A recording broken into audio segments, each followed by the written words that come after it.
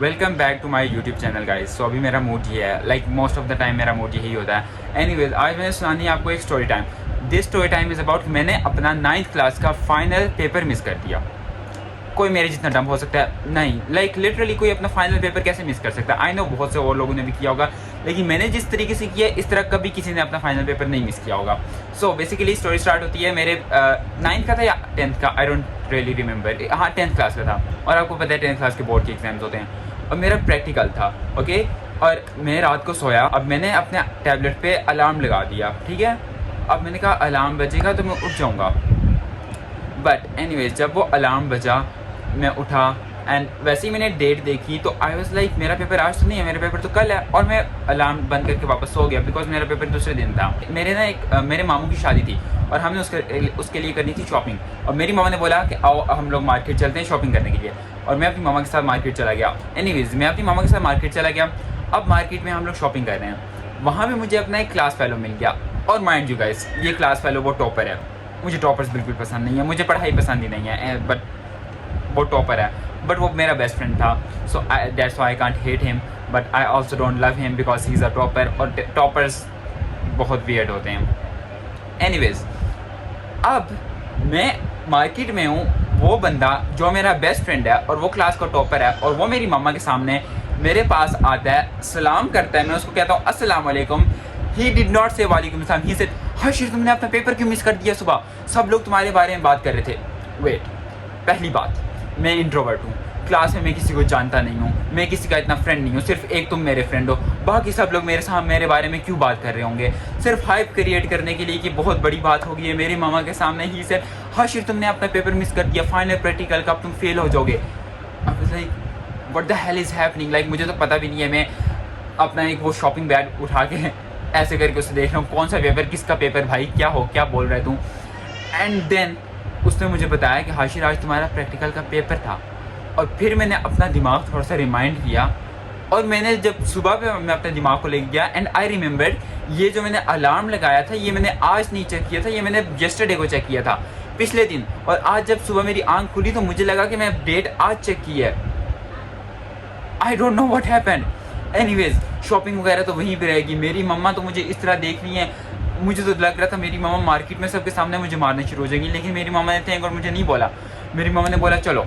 मैंने कहा किधर चलेंगे घर। शी वाज लाइक नो तुम्हारे स्कूल चलते हैं। मैंने कहा अभी मेरे स्कूल जाके क्या करेंगे, मेरा पेपर सुबह 9 बजे था, अब शाम के 4 बज रहे हैं।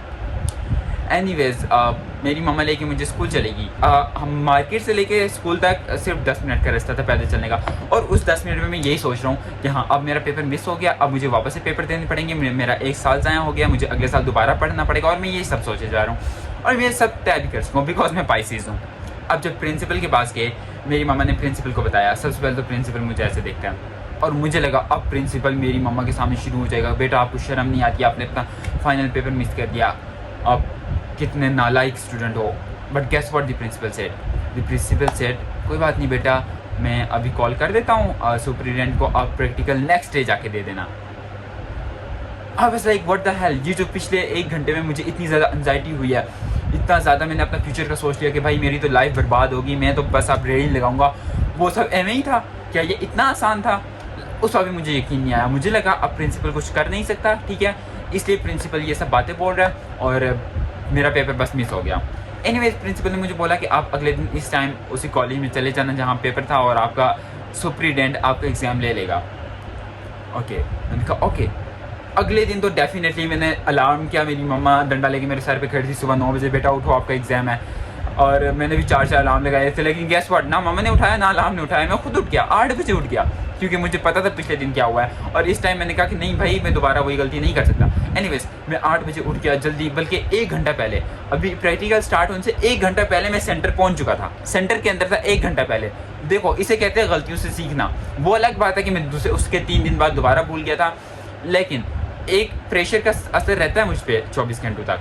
एनीवेज अब मैं सुपरिटेंडेंट के पास गया, एंड मैंने उसको एक्सप्लेन किया, ये सर आपको मेरे प्रिंसिपल सर आमिर की कॉल आई होगी, और उन्होंने आपको बताया होगा कि मेरा पेपर मिस हो गया है। पहले तो उसने मुझे ऐसे करके देखा कि था बेटा आप, मतलब वो जिस तरीके से मुझे देख रहा था मुझे समझ आ रही थी वो कहना चाह रहा है बेटा आप कितने नल्ले नालायक हो, आपने अपना फाइनल पेपर मिस कर दिया। एनीवेज अब मुझे उसने पेपर ला के दिया प्रैक्टिकल का, और साथ उसने मुझे एक और पेपर ला के दिया जो किसी लाइक स्टूडेंट का था और जो सॉल्व हुआ था, और कहता आप प्रैक्टिकल का पेपर लिखो और जाओ। और मैंने वहाँ से देख के वो प्रैक्टिकल का पेपर लिखा और मैं उसको पेपर दे के चला गया ब्रो। एंड मैं जाते हुए पूरे रास्ते सोच रहा हूँ कि भाई